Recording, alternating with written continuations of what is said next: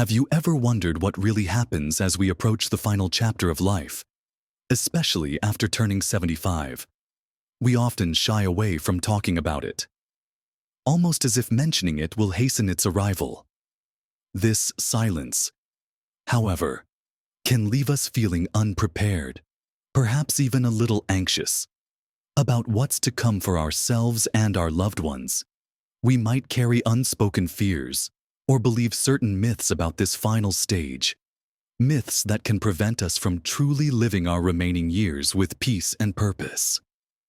What if I told you there are hidden truths about this stage of life that, once understood, can transform fear into peace and uncertainty into empowering clarity?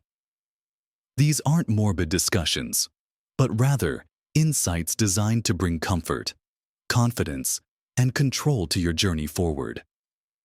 In this video, we're going to gently explore 5 deeply personal yet incredibly important truths about what it means to approach the end of life after 75. So, grab a cup of tea, settle in, and watch to the very end for something that will truly surprise you and perhaps even change how you view your beautiful, unfolding journey. Let's begin with the first hidden truth, one that might challenge some common assumptions many of us hold. For years, we've perhaps hoped or even expected that when our time comes, it will be a sudden, peaceful transition, perhaps simply drifting off to sleep and not waking up. While that is indeed a blessing for some, the hidden truth for many, especially as we advance beyond 75, is that the journey towards the end of life is often a more gradual process. It's not usually a sudden cliff edge, but rather a gentle, sometimes prolonged, descent down a winding path. This isn't meant to be a frightening thought, but rather an incredibly empowering one. When we understand that the end of life is often a process, not an abrupt event, it opens up a profound opportunity for preparation, for intention, and for living fully within whatever time remains. Think about it this way: if you knew you had a few months, or even a few years, where your energy might slowly wane, where certain activities might become more challenging, would you spend that time differently? Would you prioritize certain conversations, experiences, or simply moments of quiet reflection? This gradual nature offers us the immense gift of time. Time to gather our thoughts, time to express our love, time to put our affairs in order, and most importantly, time to truly live each day with purpose and peace. It allows us to be proactive rather than reactive, to engage with our final chapter on our own terms, as much as possible. This truth highlights the importance of what are called advance directives. Now, don't let that term scare you off. It's simply about making your wishes known for your medical care should a time come when you can't speak for yourself. This might include a living will, which outlines the types of medical treatments you would or wouldn't want, or a healthcare power of attorney, where you designate someone you trust to make healthcare decisions on your behalf. These aren't just documents for emergencies. They are powerful tools for peace of mind, for both you and your loved ones. Imagine Martha, who at 80 sat down with her children and clearly outlined her preferences for comfort, for specific medical interventions, and even for the type of atmosphere she desired in her final days. When the time came, her family knew exactly what to do, and Martha felt serene, knowing her wishes were honored. It wasn't about avoiding discomfort, but about ensuring her dignity and peace. This preparation isn't about dying. It's about freeing yourself to live more fully without the weight of unspoken fears or the burden of leaving difficult decisions to your family. When your wishes are clearly communicated, it lifts a tremendous weight off the shoulders of those you love, allowing them to focus on comforting you and being present, rather than grappling with agonizing choices.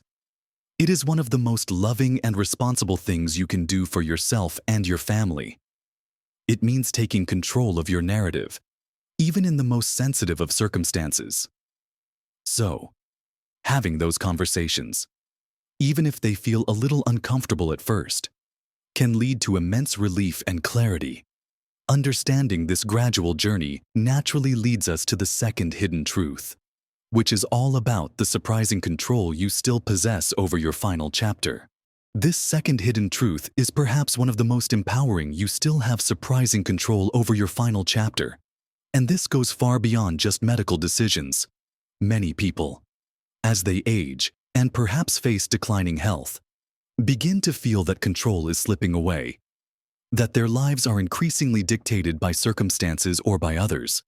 But this is a profound misconception. Even in your later years, you maintain immense agency, not just over your medical choices as we discussed, but over your social, emotional, and even spiritual environment. Think about it: who you spend your time with, what activities bring you joy and meaning, the stories you choose to share, the conversations you initiate, the music you listen to, the views you choose to embrace. These are all within your control. You might think, well, I'm at the mercy of my health now. But that's not entirely true. Your spirit, your mind, your ability to connect, these remain powerful tools that shape your experience. This control empowers you to live your remaining time with intention and joy, rather than feeling like a passive recipient of circumstances. Consider the example of Arthur, an avid reader who, even when his mobility decreased significantly, found immense joy and control by choosing which audiobooks he would listen to each day. He invited his grandchildren to read to him, and in doing so, created new bonds and shared his lifelong love of literature. He wasn't able to travel, but he could travel through stories. This wasn't about resisting limitations. It was about creatively embracing the control he still had over his intellectual and emotional life. Or consider Eleanor, who made a point of calling one old friend each week, cherishing those conversations and consciously nurturing her most valued relationships. Even if she couldn't leave her home, she was actively choosing who she connected with and how she spent her precious energy. This truth also extends to what we might call legacy conversations. Beyond material possessions, your legacy is built on your wisdom, your stories, your values, and the impact you've had on others. You have control over sharing this invaluable, intangible inheritance. It might mean writing down your life story, even just snippets of it, in a journal. It could be recording voice notes for your grandchildren about your favorite memories or lessons learned. It could be having intentional conversations with loved ones, sharing family anecdotes, or passing on specific skills or traditions. This isn't about formal arrangements. It's about enriching the lives of those you leave behind with your unique essence. These acts of sharing are powerful ways to exert control over your lasting impact, ensuring that your memory is cherished and your influence continues to resonate. This brings us beautifully to our third hidden truth, one that often surprises people and offers immense comfort: the unexpected emotional gifts that can emerge during the final chapter of life. While the prospect of illness or decline can feel daunting, the reality for many is that this period often brings forth profound moments of connection, reconciliation, and deep peace. It's as if the impending reality of life's end strips away the superficial, leaving only what truly matters. I've heard countless stories of families who, facing the reality of a loved one's final days, found themselves having conversations they'd put off for years, sometimes decades. Old hurts were healed, unspoken appreciation finally surfaced, and a powerful sense of unity emerged. It's a time when grudges can soften, laughter can be shared over old memories, and love can be expressed more freely and deeply than ever before. Sometimes, it's the quiet moments, a hand held, a shared glance, a comforting presence, that carry the most profound emotional weight. These are not sad moments, but often incredibly beautiful and sacred ones. For the individual themselves, there can be a surprising sense of calm and acceptance that descends. It's not about giving up, but about letting go of worries, of societal expectations, of the need to do more or be more. This can lead to a profound inner peace, a feeling of being at one with the universe, or simply content in the present moment. It's a gift that arrives when we stop striving and simply are. Think of Clara, who, after a long life of constant doing, found immense peace in simply sitting by her window, watching the birds, and holding her daughter's hand. The external world quieted, and her internal world found a quiet joy she hadn't experienced in years. This emotional clarity, this stripping away of the inessential, is one of the most unexpected and beautiful gifts of this final stage. This insight encourages us to cultivate open communication and connection. Now, don't wait for a crisis to express your love, to forgive, or to seek forgiveness. These acts of emotional courage are not just for the end, they enhance life. Now, they deepen your relationships and lighten your spirit. By fostering these connections, you're not only preparing for potential difficult times, but also enriching every single day you have. With these profound moments in mind, let's turn our attention to the fourth hidden truth, which is about defining what a good death means for you. Our fourth hidden truth builds on everything we've discussed: the profound importance of defining what a good death means for you.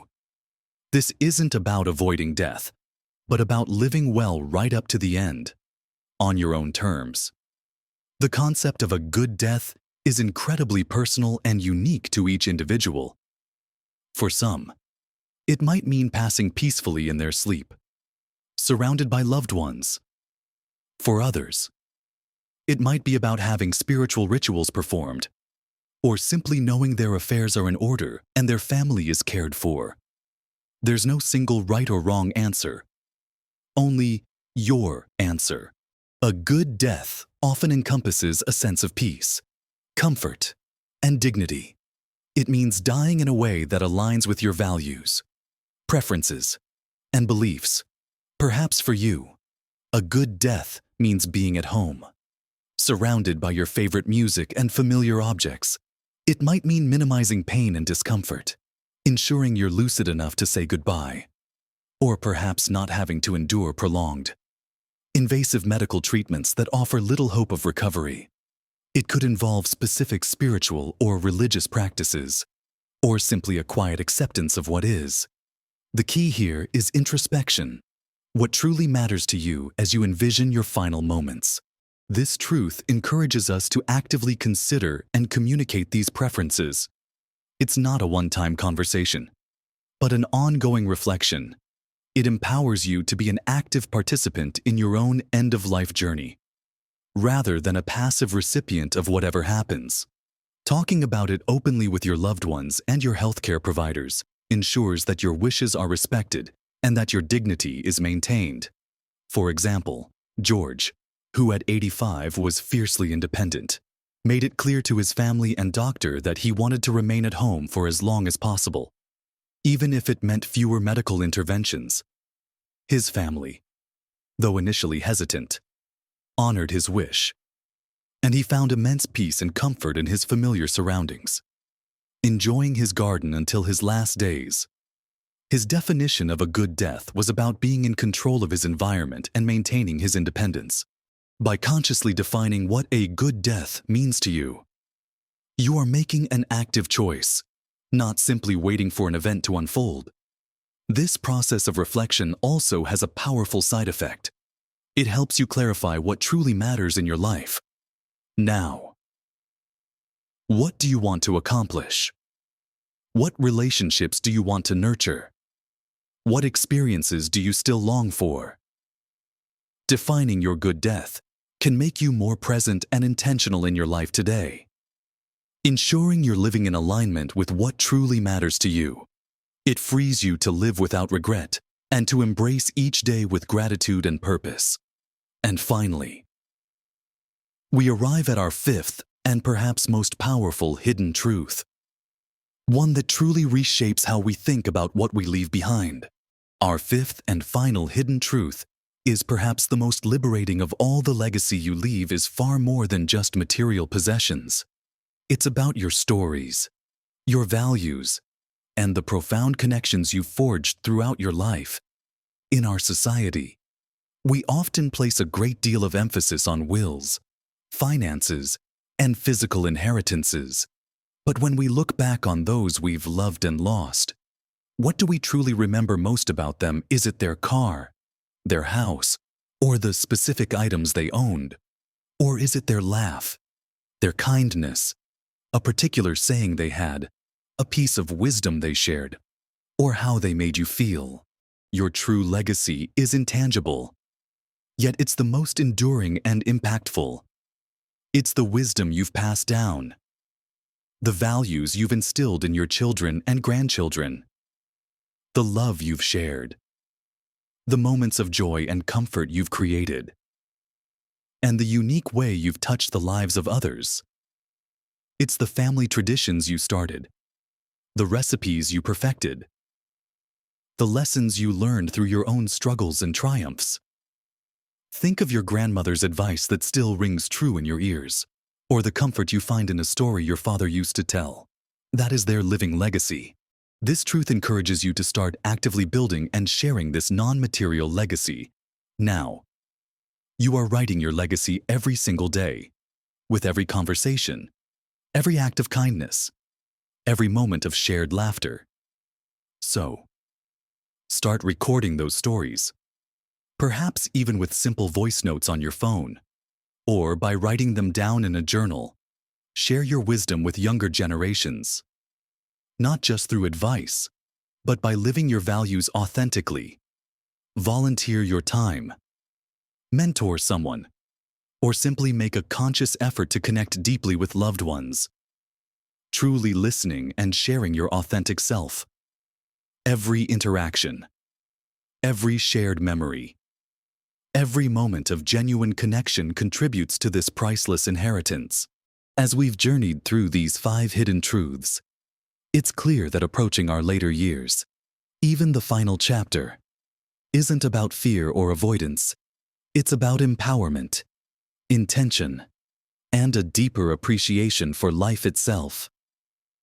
We've talked about how understanding the gradual nature of life's end allows us to plan with clarity, how you maintain surprising control over your final choices, the unexpected beauty of emotional connections that emerge, the profound importance of defining your own good death, and finally, how your true legacy is woven from the threads of your stories and values, not just your possessions. Remember, understanding these truths isn't about dwelling on the inevitable, but about transforming how we live now. It's about finding peace, purpose, and profound joy in every remaining moment. Your later years can be your most empowered, most reflective, and most meaningful chapter. I truly hope this conversation has brought you some comfort, some clarity, and perhaps even a sense of peace. I'd love to hear your thoughts on these truths. Which one resonated most with you? What are your experiences or insights on this topic? Please share them respectfully in the comments below. Your wisdom helps us all. If this video has offered you some value, please give it a thumbs up. That tells me to create more content like this. And don't forget to subscribe to my channel and hit that notification bell so you won't miss our next important discussion. Remember, every moment is a chance to live fully, to connect deeply, and to shape a legacy that truly reflects the beautiful person you are. Live your best life, with wisdom and joy. At every age,